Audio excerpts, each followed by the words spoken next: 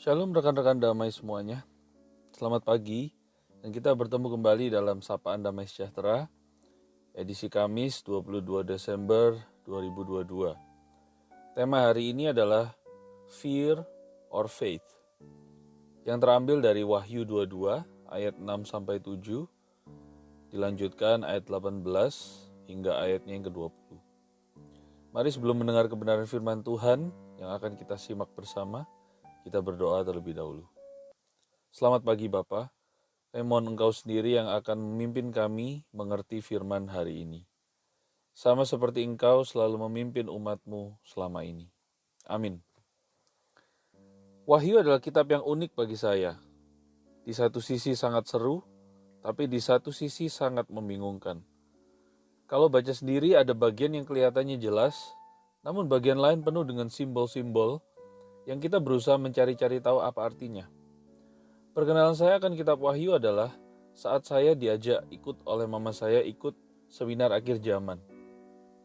Di sana diputarlah video dengan gambar-gambar yang cukup mengerikan tentang bagaimana terjadinya perang terakhir atau Armageddon dan tentu saja penggambaran tentang neraka. Lalu juga dibagikanlah traktat atau buku-buku kecil yang gambarnya cukup seram. Tapi gak tahu kenapa somehow kok ada rasa penasaran.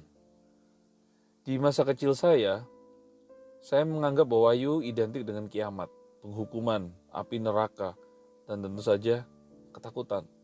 Tetapi bagi seorang anak kecil, ini justru menjadi pemicu untuk berbuat baik.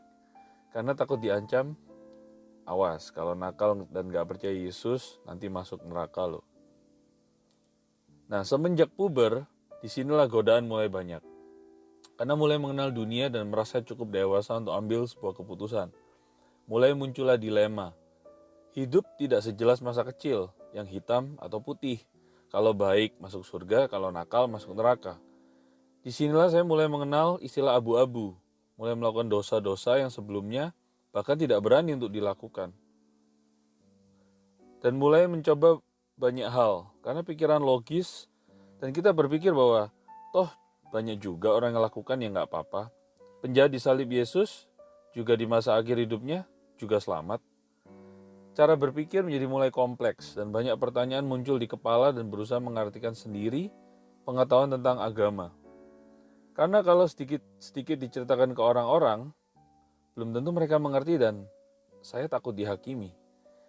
Jadi mulailah muncul dilema, namun tetap merasa bahwa ada konsekuensi dari Tuhan untuk yang baik maupun yang jahat. Nah, kadang-kadang gambaran tentang akhir zaman dari kitab Wahyu sekilas ini muncul di benak saya dan teringat lagi bahwa aku harus jadi baik supaya masuk surga.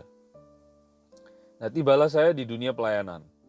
Disinilah saya mulai mencari-cari tahu lewat tafsiran-tafsiran dari media apapun. Wahyu menjadi sesuatu topik yang seru, tetapi tetap saja membingungkan.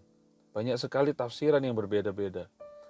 Tetapi topik yang paling favorit adalah tentang mencari tahu pertarungan terakhir di bagian Wahyu. Kebanyakan akan membahas tentang Armageddon dan siapakah makhluk yang berasal dari dalam bumi, yang dari dalam laut, dan sebagainya.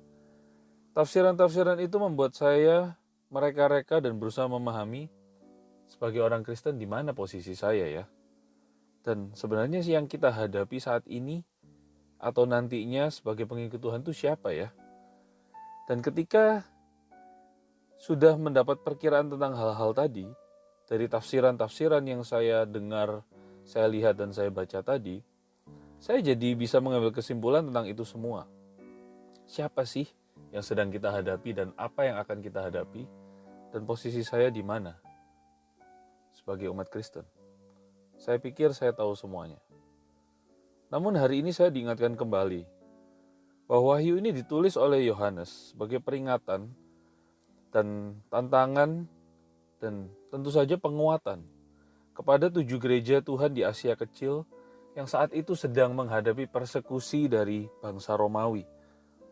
Di dalam surat apokaliptik yang penuh dengan simbol-simbol ini, penulis ingin menyampaikan bahwa tantangan ini sudah terjadi sejak dari awal penciptaan. permusuhan atau peperangan antara yang baik dan yang jahat ini selalu terjadi. Dimulai dari Adam dan Hawa yang tergoda oleh bujukan iblis untuk mengandalkan pengetahuan dan kekuatan mereka sendiri.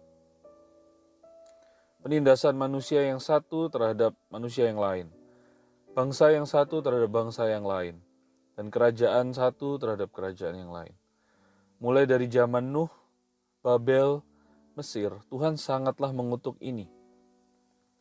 Tuhan tidak tinggal diam terhadap umat kesayangannya yang dipersekusi, dan dia selalu memilih orang-orang untuk menjadi contoh bagaimana menjadi umat yang benar dan umat pilihannya. Namun kekuatan jahat itu pun tidak pernah tinggal diam. Mereka, seperti kita tahu, memakai banyak bangsa untuk menjadi contoh bahwa kekuatan besar ini selalu memusuhi umat Tuhan, yaitu manusia sendiri sebagai ciptaannya yang paling berharga. Kita tahu Babilonia, kita tahu Persia, kita tahu Yunani, kita tahu Romawi, dan bahkan mungkin lewat penguasa-penguasa dunia hari ini, yang dengan kekuatan militer dan ekonominya membuat umat Tuhan atau manusia secara keseluruhan menderita dan ada dalam belenggu. Dan lebih lagi, umat Tuhan diarahkan untuk meninggalkan Tuhan dan beralih kepada cara-cara mereka yang penuh dengan segala hal yang tidak disukai oleh Tuhan. Dan inilah yang sebenarnya kita juga hadapi sebagai murid Kristus hari-hari ini. Bacaan kita hari ini mengingatkan kita bahwa sama seperti 7 gereja di Asia Kecil, masalah yang kita hadapi pun adalah sama, yaitu tekanan dari dunia yang ingin membuat kita lupa akan identitas kita yang sebenarnya, yaitu pengikut Kristus, yang ingin agar kita serupa dengannya, bukan serupa dengan dunia. Sadar atau tidak sadar, makin hari dunia ini makin membuat kita serupa dengan mereka. Tantangan menjadi murid Kristus makin lama makin sulit. Tawaran dari dunia makin gencar dan menarik, bukan? Tetapi ingat, Kristus yang sudah menunjukkan cara untuk menjadi manusia yang benar, dengan menyelesaikan penghukuman dari dunia bagi kita, dia akan datang kembali. Dan dia mengingatkan kita untuk tetap teguh di dunia ini. Karena apa? Karena dia tidak pernah tinggal diam. Tidak pernah tinggal diam terhadap segala jenis penghukuman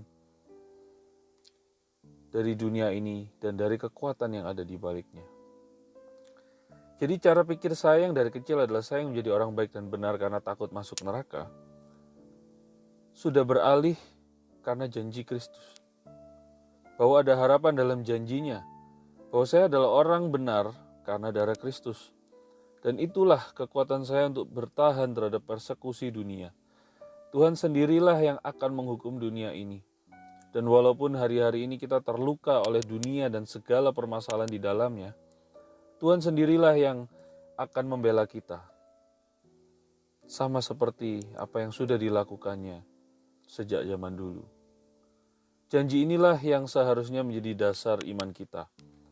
Bahwa Yesus selalu hadir di dalam segala peperangan rohani umatnya yang tertindas. Dari dulu, sekarang, sampai ia datang kedua kalinya. Amin. Mari kita berdoa. Yesus, dunia boleh selalu mempersekusi kami, tetapi kami tahu Engkau satu-satunya pembela kami. Teguhkanlah iman kami, sehingga kami bisa hidup seperti Engkau, memiliki hati seperti hati-Mu, yang walaupun dipersekusi, Engkau tetap mengasihi semuanya. Karena dengan cara itu Engkau dilayakkan oleh Bapa pencipta segala semesta, dan didudukkan di sebelah kanan Bapa, memerintah bersama-sama selamanya. Amin.